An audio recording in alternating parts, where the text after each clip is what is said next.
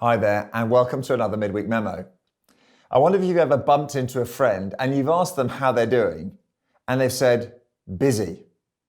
How often does that happen to you? How often do you find yourself answering the same way? I'm busy. Busyness is one of our world's great aspirations. Sadly, I think it's also a bit of an idol too. We get so proud of our busyness.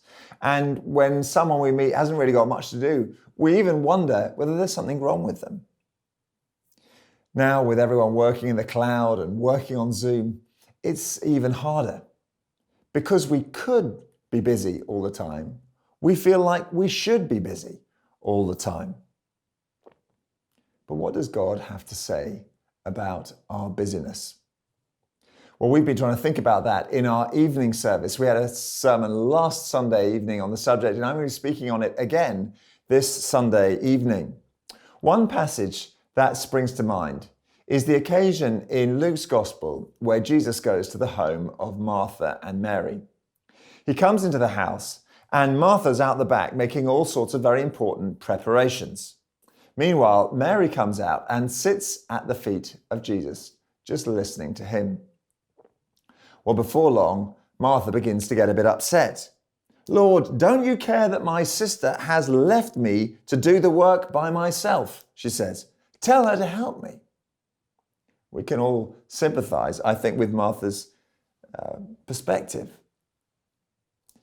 "Martha, Martha," Jesus answered, "you are worried and upset about many things, but only one thing is needed. Mary has chosen what is better." I wonder whether you feel busy right now, whether you feel worried and upset about many things. Busyness is good. God made us to work. He made us to serve.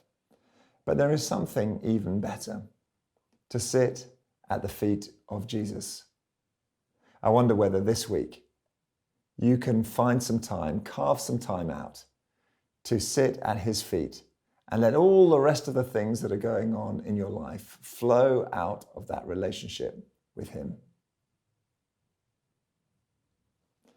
A few notices to share with you. Number one, we've got our monthly guide coming out.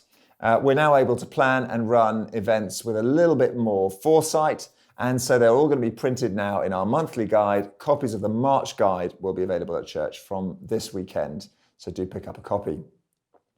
Second, Lent at Emmanuel. Next Wednesday is the beginning of Lent, and Lent is a time when Christians reflect and prepare for the celebration of Easter.